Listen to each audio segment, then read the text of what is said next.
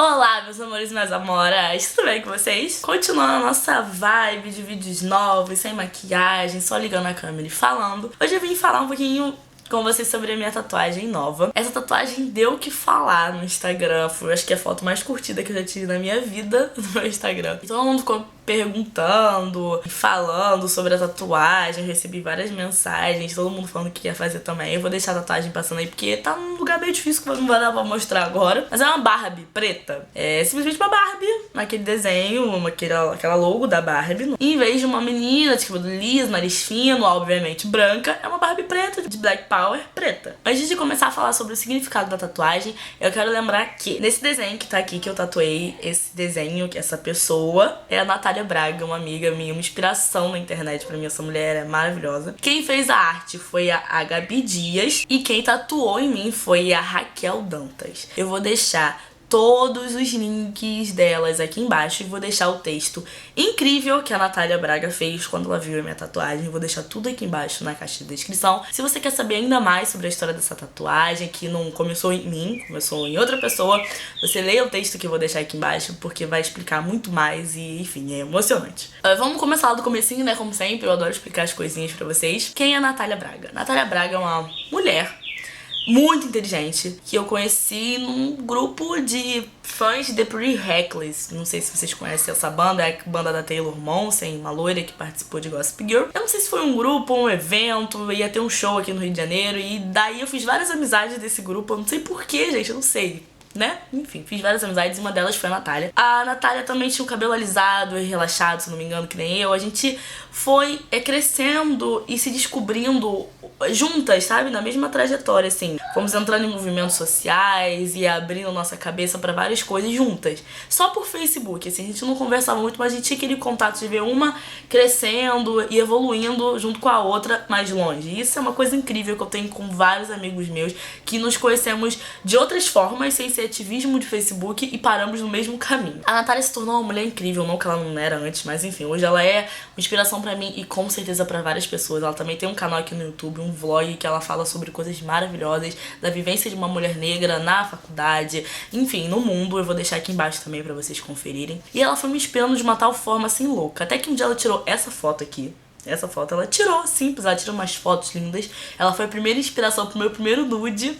E aí ela tirou uma foto dessa e uma designer, se eu não me engano, fez o desenho bonitinho, botou a foto dela na logo da Barbie e deu nisso aqui. Eu vendo essa maravilhosidade, eu não sabia explicar o que me fez sentir tanta emoção vendo essa imagem. Eu cheguei pra Natália e falei assim, eu vou tatuar você em forma de Barbie em mim um dia. Aí a gente, duvido, não sei o que lá. Até que chegou, eu conheci a tatuadora Raquel, que fez as minhas tatuagens da minha namorada, minha tatuadora oficial hoje, minha amiga, inclusive. E eu cheguei pra ela e falei assim, quero fazer essa tatuagem aqui na minha coxa bem grande, maior que você possa fazer. E vamos fazer. Doeu muito, eu vou fazer um outro vídeo sobre cicatrização, dor em tatuagens em coxas. Chamou muita atenção, obviamente, muita gente ficou tipo... Não ficou muito legal. Outras pessoas amaram, muita gente falou que queria fazer também. E se tem uma coisa nesse canal que eu falo aqui, é que vocês podem copiar à vontade, mesmo lugar, mesmo tamanho, porque eu não tô aqui pra falar que é minha tatuagem. Eu acho que eu fui a primeira pessoa a fazer, eu nunca vi uma pessoa com a tatuagem parecida, até porque, né, foi minha amiga que serviu de modelo pra logo, né, pro design, enfim. Mas se vocês quiserem fazer, fiquem à vontade.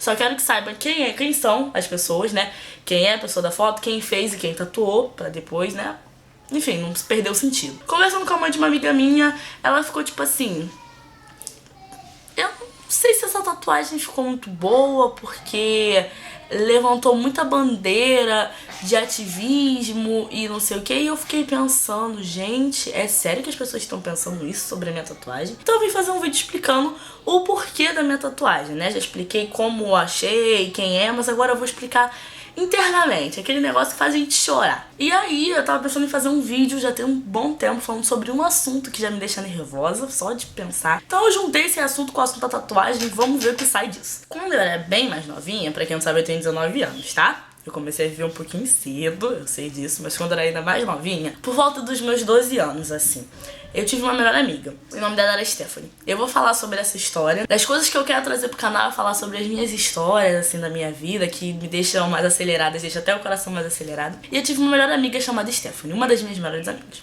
A Stephanie teve câncer e morreu. Foi uma parada que me marcou muito, até hoje me marca, enfim.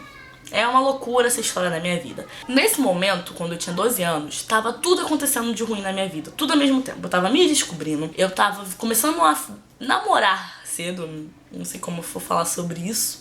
Tendo tantas pessoas com essa idade me assistindo. Mas enfim, eu tava errando muito na vida. Tava fazendo várias merdas, tá? Eu vou falar o português, claro, eu não tô nem aí. Tava fazendo várias merdas. De 12 a 14 anos, assim. E tava acontecendo tudo. Separação de pais. Um monte de loucura, gente. Tem tanta coisa que eu não sei nem por onde começar. E aí eu tava descobrindo que eu tinha vários...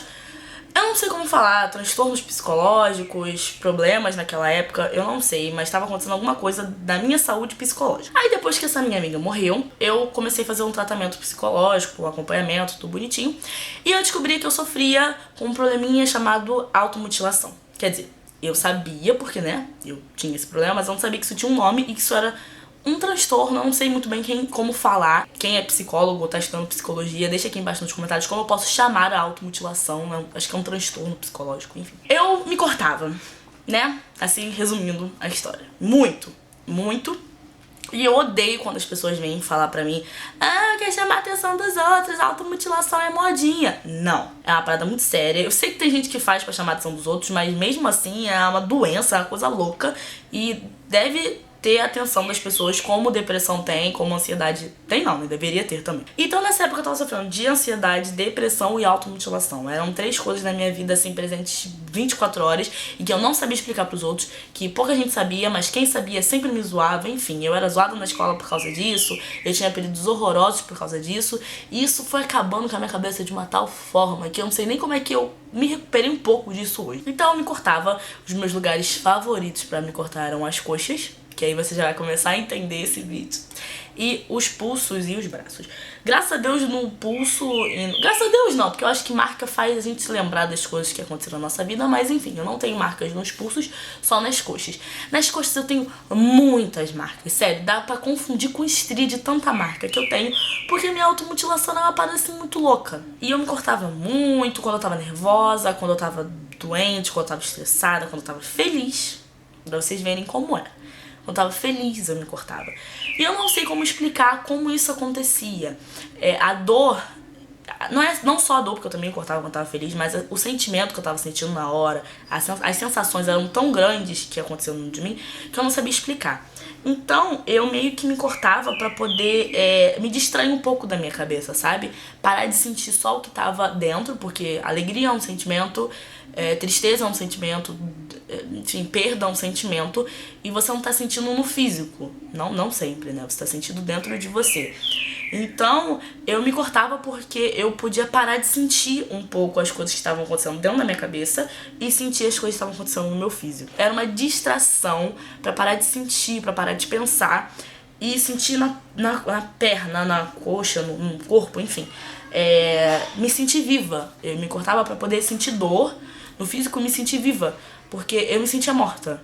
A depressão era tão grande em mim que eu era muito magra. Eu tive períodos na minha vida, eu era muito magra, muito gorda, já falei isso pra vocês em outro vídeo, mas nessa época eu tava muito magra e eu não me alimentava direito, e eu não tomava banho, eu não levantava da cama, eu ia pra escola e dormia na escola, ou eu tinha momentos de euforia muito grandes em que eu fazia tudo ao mesmo tempo, mas em todos os momentos eu estava me sentindo morta, eu não me sentia viva. Eu não sentia que eu tava vivendo, eu não sentia que eu tava acordada, parecia que eu tava num sonho. Era muito louco. É muito louco. Vocês vão entender ainda no final. Então eu ia lá e me cortava, eu via o sangue escorrendo, eu sentia dor, eu sentia ardência, eu sinto como se eu estivesse me cortando hoje. Todas as sensações que eu passei ainda estão aqui dentro de mim, e por isso que é meio difícil gravar esse vídeo, por isso que vai ter um tiquinho de humor quando o assunto não é pra ter humor, mas é só assim que eu consigo falar sobre assuntos que ainda me tocam de certa forma. Então eu via o sangue escorrendo, e eu sentia minha respiração acelerar, e eu sentia meu corpo reagindo, e aí sim eu me sentia viva. Só assim eu conseguia me sentir definitivamente viva, que meu corpo estava funcionando e que eu ainda estava aqui. Então por isso hoje eu não admito que falem sobre automutilação como um assunto banal, como um assunto escroto e ridículo, porque é uma coisa que mexeu muito com a minha vida e, pasmem, ainda mexe. Sim, eu não fiz esse vídeo antes, eu não sei por que eu tô fazendo agora, porque eu queria fazer um vídeo explicando como eu saí da automutilação, como eu me livrei da automutilação, ou como eu consegui superar a automutilação na minha vida, e a verdade é que eu nunca consegui. Já tive vários acompanhamentos psicológicos, várias psicólogas me atendendo, enfim, mas o fato é que eu não saí da automutilação. Eu me corto hoje? Não me corto, porque eu não tenho mais coragem de fazer isso, eu não tenho mais estômago pra ver sangue. Não sei o que aconteceu na minha vida que hoje eu não consigo mais ver sangue como eu conseguia ver antes. Mas como é que a automutilação se mantém presente na minha vida hoje? Eu, quando tô nervosa, meu couro cabeludo começa a coçar muito e eu coço até formar ferida, até sair aquela aguinha, até me machucar. E quando tô muito nervosa ou muito ansiosa ou muito triste, enfim, com muitos sentimentos que eu não consigo expressar no físico, eu começo a me coçar e começo a me apertar, encravar as unhas em mim. E isso pra mim tudo se resume em automutilação de outras formas. O que essa Barbie tem a ver com a automutilação, né? O que a tatuagem tem a ver com a automutilação? Eu tatuei essa Barbie justamente na minha coxa pra poder... eu não sei explicar, não é superar, mas pra poder me lembrar de tudo que eu passei. Tem um pouco a ver com autoestima também, com a minha beleza. Muitas vezes eu me sentia mal, triste, porque eu não era bonito o suficiente, porque eu não era como as meninas da escola, porque eu era preta, porque eu era gorda, porque meu cabelo era crespo, eu não era aceita, eu não era vista bonita, eu não me via em lugar nenhum. Então, quando eu via a Natália em forma de Barbie, explodia alguma coisa dentro de mim. É como se eu pudesse ser símbolo de beleza pra mim mesma e, consequentemente, pra outras pessoas. Não foi por ativismo, nem por levantar bandeiras de movimento negro, nem nada. Foi porque naquela Barbie eu me vi e eu vi que eu também poderia ser bonita como qualquer outra pessoa. A minha automutilação também tinha muito a ver com isso, mas não era só sobre isso. Então, quando eu tatuei a Barbie em cima dos meus cortes, né, em cima das marcas dos meus cortes, e consequentemente em cima das minhas estrias também, era como se eu tivesse... Gente, como eu vou explicar pra vocês em palavras? Era como se eu estivesse marcando aquilo, sabe? Tipo assim, você passou por isso, foi necessário, é necessário, mas uma hora você vai se livrar disso, uma hora você vai entender o seu poder, uma hora você vai entender a sua beleza. E não, gente, é muito difícil explicar com palavras pra vocês o quanto isso marcou a minha vida, o quanto essa Barbie na minha coxa mudou a mim mesma. Porque eu falo sobre autoestima aqui com vocês, sei lá, 2, 3 anos. E a verdade é que eu não me amo esse tempo todo. De tanto ajudar as outras pessoas, eu comecei a me ajudar. Mas não é 100%. Eu falo aqui sobre beleza e sobre amar nosso corpo, mas não é 100% que eu me amo. Não é 100% das vezes que eu tô me amando. Então essa tatuagem foi pra me lembrar que quando eu olhava pra baixo, eu via os meus cortes, eu via tudo as minhas coxas abertas, eu via sangue, eu via... Era profundo os cortes, eu não sentia muita dor. Chegava uma época que eu não sentia mais dor. E agora eu vejo uma Barbie preta. E enquanto isso me marcou, sabe? Não sei explicar. Hoje eu vejo o quanto as meninas sofrem, quanto as mulheres sofrem por falta de representatividade. Eu vejo o quanto as pessoas podem nos deixar doentes. É foda. Eu queria muito fazer um vídeo de como eu superei certas coisas e... enfim. Mas a verdade é que eu não superei nada. Mentira! Superei nada. Nada. Mas eu faço vídeos de como eu estou tentando superar. Eu acho que isso é muito mais importante do que eu mostrar a fórmula mágica pra você, em vez de mostrar todos os meus passos e que eu estou fazendo todos os dias quando eu acordo pra poder superar isso. O que eu fiz hoje? Liguei a câmera, sem maquiagem, abri meu coração pra vocês, como eu tô fazendo agora. E isso me ajuda bastante. Tenho certeza que é uma coisa que me motiva a continuar. Enfim, é meio complicado falar sobre esse assunto sem me emocionar e sem parar pra pensar em tudo que aconteceu na minha vida, apesar de ter só 19 anos, mas é isso, gente. Eu queria só deixar bem explicado pra vocês que minha tatuagem não é símbolo de movimento negro, não que seja ruim se alguém tem uma tatuagem de movimento negro, tá? Minha tatuagem não é símbolo de feminismo, não é nada. Eu acho que pra lutar eu não preciso tatuar o meu corpo, e se eu tatuar também tá tudo ótimo, ninguém tem nada a ver com isso. Mas essa tatuagem aqui não tem nada a ver com isso. É uma coisa muito mais profunda e muito mais dentro de mim do que qualquer outra coisa que eu já fiz. Essa tatuagem parece um pouco com essas aqui. Na época que eu fiz o vídeo sobre essas tatuagens, que eu vou deixar aqui embaixo pra quem ainda não viu, eu queria falar sobre automutilação, mas eu não conseguia falar. Então acho que eu deixei meio entre as linhas ali, sabe? Pra quem entendeu o assunto. É isso. É eu mostrar pra mim mesma que eu venci uma etapa, eu venci a outra, eu estou vencendo essa. Eu estou vencendo essa etapa e um dia a automutilação não vai fazer mais parte da minha vida, como já não faz tanto quanto fazia antes.